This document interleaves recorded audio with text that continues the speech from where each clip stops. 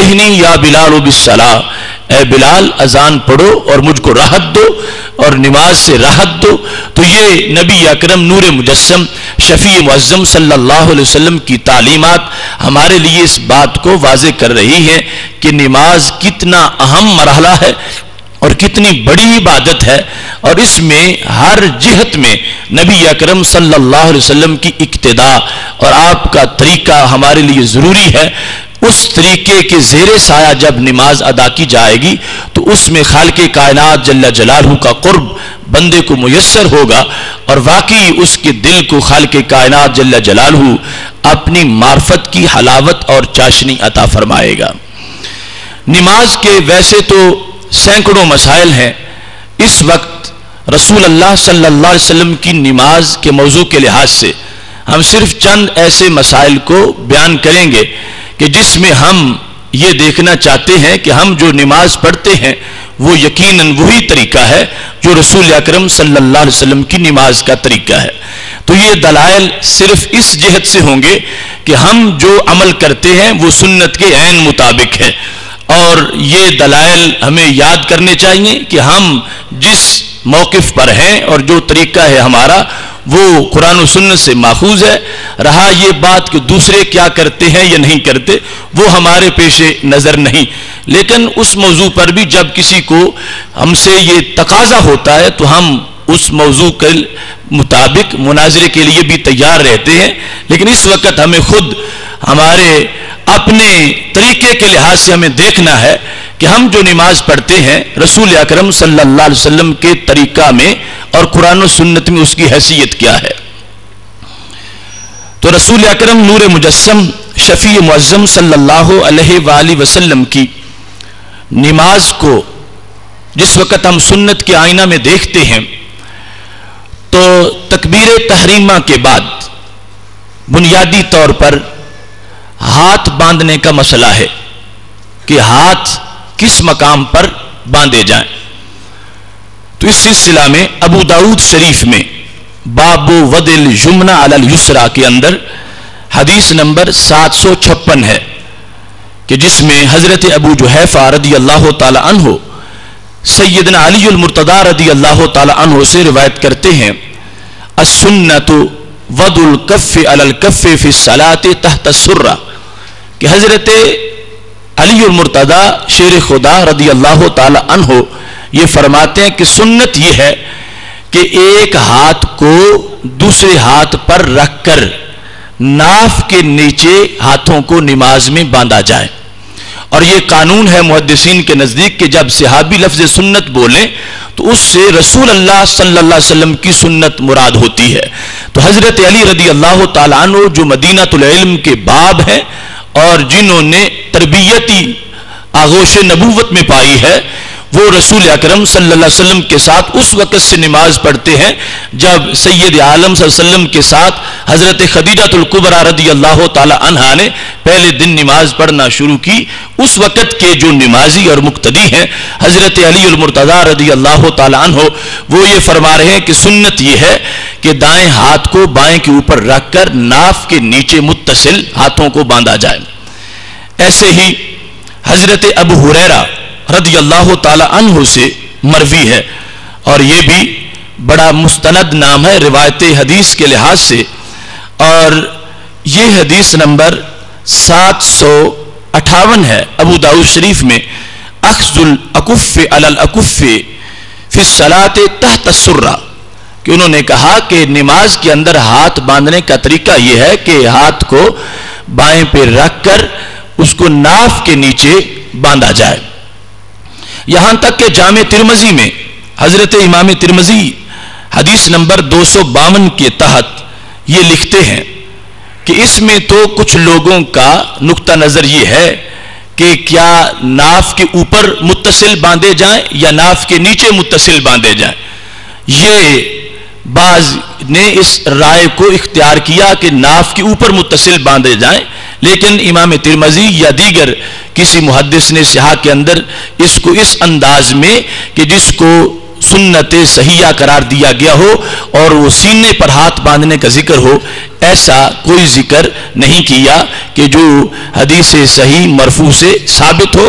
اسی کو سنت کہا گیا ہے کہ ہاتھ جو ہے وہ زیر ناف باندھے جائیں اور دایاں ہاتھ بائیں کے اوپر رکھ کر جس طرح کے انگلی سے اور انگوٹھے سے ہلکا بنایا جاتا ہے اور پھر ہتھیلی کے اوپر اس طرح رکھی جاتی ہے، تو یہ ہاتھ متصل زیر ناف باندھنے چاہیے۔ اس کے بعد دوسرا اہم مسئلہ نماز کے اندر رفع یدین کرنے کا ہے کہ وہ کون کون سے مقام ہیں کہ جن کے اندر رفع یدین نماز میں کرنا چاہیے اور طریقہ اس میں کیا ہے۔ سیدنا عبداللہ بن عباس رضی اللہ تعالی عنہما جو مفسر بارگاہ رسول صلی اللہ علیہ وسلم ہیں، وہ قرآن مجید کی تفسیر میں ان کی تفسیر وہ چھپی ہوئی بھی ہے، تفسیر ابن عباس، اس میں فرماتے ہیں قد افلح المؤمنون الذین هم فی صلاتهم خاشعون۔ یہ 18ویں پارے کا جو آغاز ہے اس میں خاشعون کی تفسیر کرتے ہوئے وہ لکھتے ہیں مخبتون متواضعون لا یلتفتون یمینا ولا شمالا ولا یرفعون ایدیہم فی الصلاۃ، کہ اللہ ان لوگوں کی نماز کی تعریف کر رہا ہے قد افلح المؤمنون، وہ مومن کامیاب ہو گئے، الذین هم فی صلاتهم خاشعون، جو اپنی نماز میں خشوع کرنے والے ہیں۔ خشوع کرنے والے کون ہیں؟ ابن عباس فرماتے ہیں جو عاجزی سے کھڑے ہو جائیں، دائیں بائیں التفات نہ کریں، اپنی نگاہیں دائیں بائیں نہ پھیریں اور سیدھا قبلہ رخ رہیں، لا یرفعون ایدیہم فی الصلاۃ، اور نماز کے اندر ہاتھ نہ اٹھائیں، رفع یدین نہ کریں، یہ ان لوگوں کی نماز کی اللہ تعریف کر رہا ہے کہ یہ مومنین کامیاب ہو گئے اور ان کو خشوع والی نماز میسر آئی۔ اس سلسلہ میں حضرت عبداللہ بن مسعود رضی اللہ تعالی عنہ روایت کرتے ہیں، اور یہ وہ صحابی ہیں کہ جن کو رسول اکرم صلی اللہ علیہ وسلم نے اپنے اہل بیت کا فرد قرار دیا ہوا تھا اور فرمایا تھا کنیف مولع علما، یہ عبداللہ بن مسعود علم کا بھرا ہوا گھر ہیں۔ وہ حضرت عبداللہ بن مسعود رضی اللہ تعالی عنہ ان سے مروی ہے، اور یہ جامع ترمذی میں حدیث نمبر 257 ہے۔ حضرت علقمہ رضی اللہ تعالی عنہ روایت کرتے ہیں کہ رسول اکرم صلی اللہ علیہ وسلم کی نماز کو حضرت عبداللہ بن مسعود رضی اللہ تعالی عنہ نے ان لفظوں میں بیان کیا۔ یہ الفاظ ہیں، کہنے لگے الا اصلی بکم صلاۃ رسول اللہ صلی اللہ علیہ وسلم، کیا میں تمہیں نبی اکرم صلی اللہ علیہ وسلم کی نماز جیسی نماز پڑھاؤں، جس طرح رسول اکرم صلی اللہ علیہ وسلم نماز ادا کرتے تھے، کیا میں ایسی نماز پڑھ کے تمہیں دکھاؤں اور اس طریقے سے تمہیں نماز پڑھاؤں؟ تابعین کے اجتماع میں حضرت عبداللہ بن مسعود رضی اللہ تعالی عنہ ان کو نماز نبوی کی تعلیم دینا چاہتے ہیں کہ رسول اکرم صلی اللہ علیہ وسلم کس طرح نماز ادا کرتے تھے۔ تو ان لوگوں نے کہا ٹھیک ہے، ہمیں تو اس کی بڑی تڑپ ہے کہ آپ ہمیں بتائیں کہ کیا حقیقی طریقہ ہے کہ جس پر رسول اکرم صلی اللہ علیہ وسلم نے اپنی امت کو چھوڑا اور جو نماز کا آخری اور حتمی طریقہ ہے۔ تو اس پر فصلہ حضرت عبداللہ بن مسعود رضی اللہ تعالی عنہ نے نماز پڑھی، فلم یرفع یدیہ الا فی اول مرہ، تو آپ نے پوری نماز کے اندر صرف تکبیر تحریمہ کے ساتھ رفع یدین کیا، اس کے علاوہ کسی مقام پر رفع یدین نہیں کیا، نہ رکوع جاتے وقت، نہ رکوع سے اٹھتے وقت، نہ رکعت کی طرف جاتے وقت، نہ دو سجدوں کے درمیان، نہ رکعت سے سر اٹھاتے وقت، کسی وقت بھی رفع یدین نہیں کیا۔ صرف آغاز نماز میں افتتاح صلاۃ کے وقت تکبیر تحریمہ کے ساتھ حضرت عبداللہ بن مسعود رضی اللہ تعالی عنہ نے رفع یدین کیا اور بتایا کہ اے تابعین، یہ وہ طریقہ ہے کہ جو میں نے رسول اکرم صلی اللہ علیہ وسلم سے نماز پڑھنے کا سیکھا ہے کہ جس کی آغاز میں صرف رفع یدین ہے۔ امام ترمذی رحمۃ اللہ علیہ نے اس حدیث کو حسن قرار دیا ہے کہ اس کی سند میں کسی طرح کا کوئی غبار نہیں اور بڑی مضبوط سند ہے کہ جس میں حضرت عبداللہ بن مسعود رضی اللہ تعالیٰ عنہ بتا رہے ہیں کہ رسول اکرم صلی اللہ علیہ وسلم کی نماز یہ ہے کہ آپ نے صرف آغاز نماز میں تکبیر تحریمہ کے ساتھ رفع یدین کیا ہے۔ ابو داؤد شریف میں حدیث نمبر 749 ہے. اور یہاں پر اور صحابی ہیں جو رسول اکرم صلی اللہ علیہ وسلم کی نماز روایت کرتے ہیں.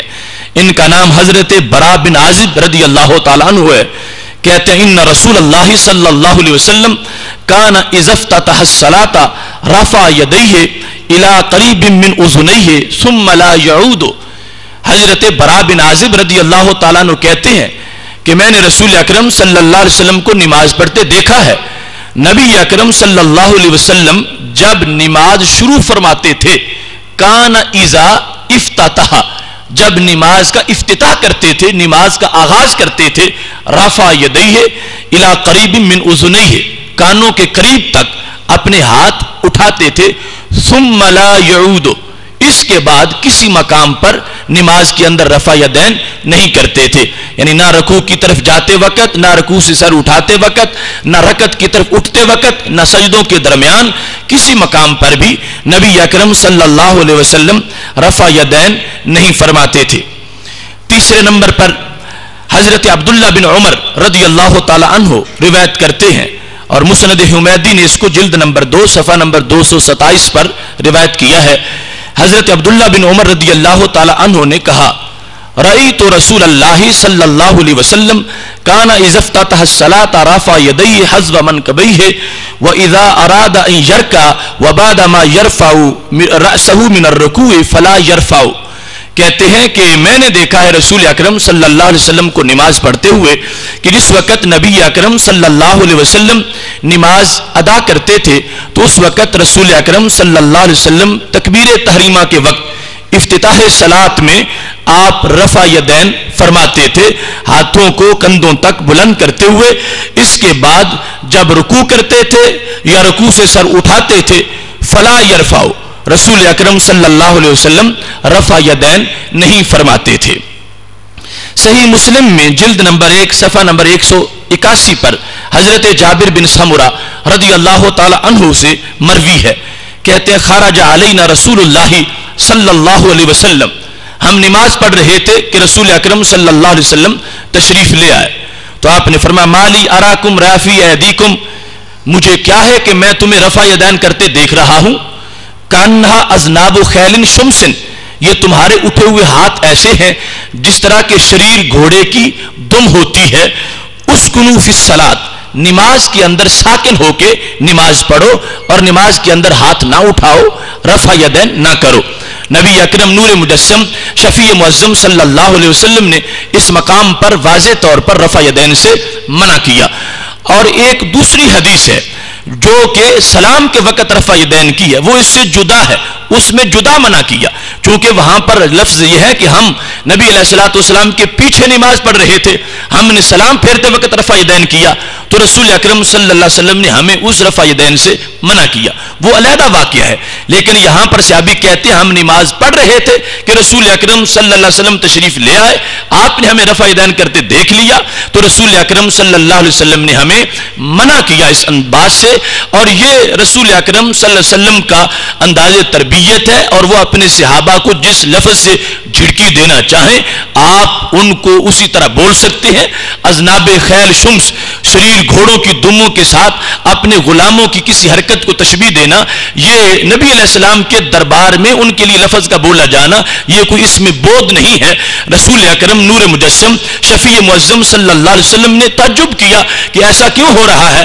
اور اس کے بعد آپ صلی اللہ علیہ وسلم نے نماز کے اندر اسکنوا فی الصلاۃ، نماز کے اندر ساکن رہو، اور جو نماز کے اندر جن مقامات پر وہ لوگوں کو دیکھا تھا رفع یدین کرتے ہوئے رسول اکرم صلی اللہ علیہ وسلم نے ان کو اس عمل سے منع فرما دیا.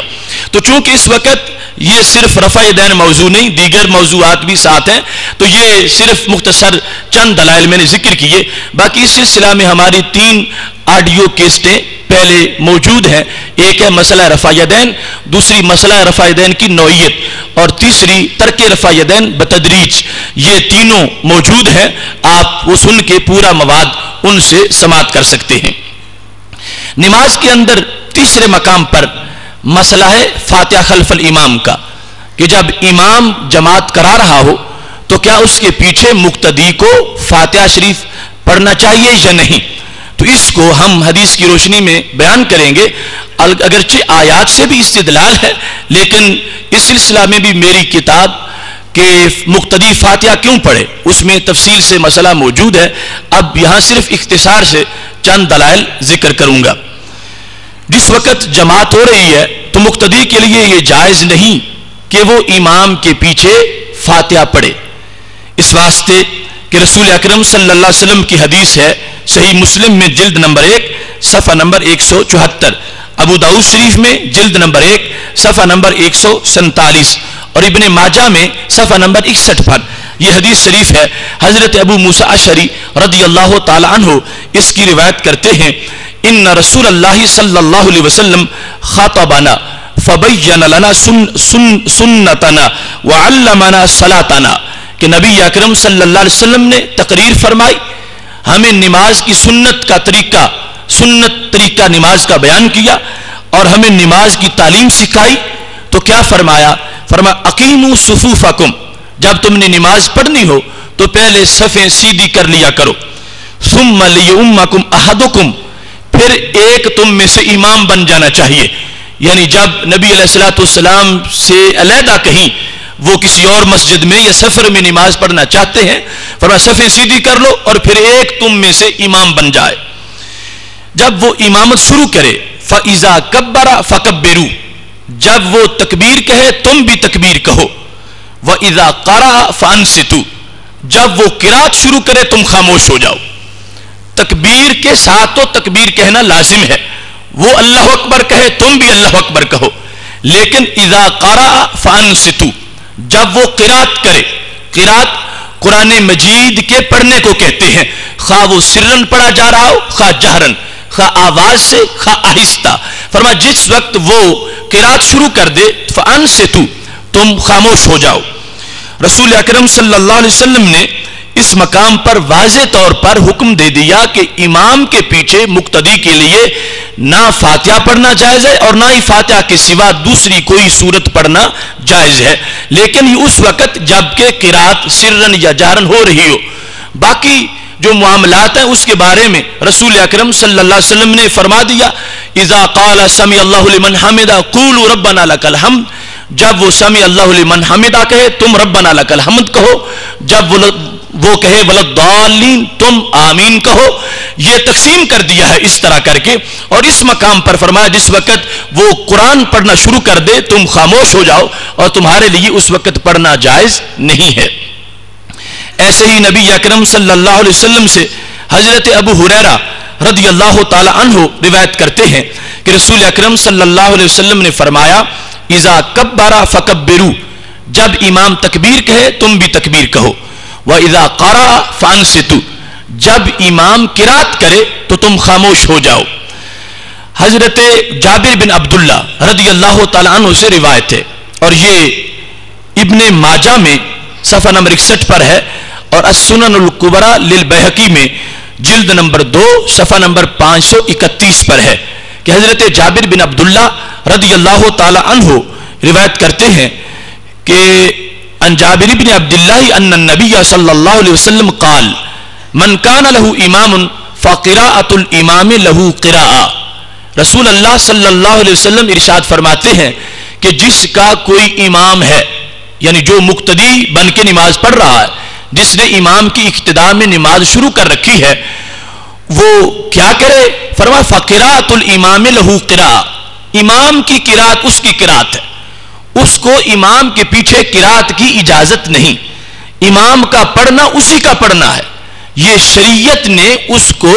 یہ امام کی قرات کو مقتدی کی قرات قرار دے دیا ہے. تو اس میں کسی کو تشویش نہیں ہونی چاہیے اور یہ کسی کو خدشہ نہیں ہونا چاہیے کہ میری نماز فاتحہ کے بغیر رہ گئی. جب رسول اکرم صلی اللہ علیہ وسلم فرما رہے ہیں کہ امام نے اگر پڑھ لیا تو مقتدی کی پڑھی گئی، مقتدی کی نماز بھی فاتحہ سے خالی نہیں رہی، اس واسطے کہ شریعت نے امام کی قرات کو مقتدی کی قرات قرار دے دیا ہے اور اس بنیاد پر مقتدی خاموش کھڑا ہے لیکن امام کی قرات اس کی قرات ہے، اس واسطے اس کی نماز بھی فاتحہ سے خالی نہیں ہے.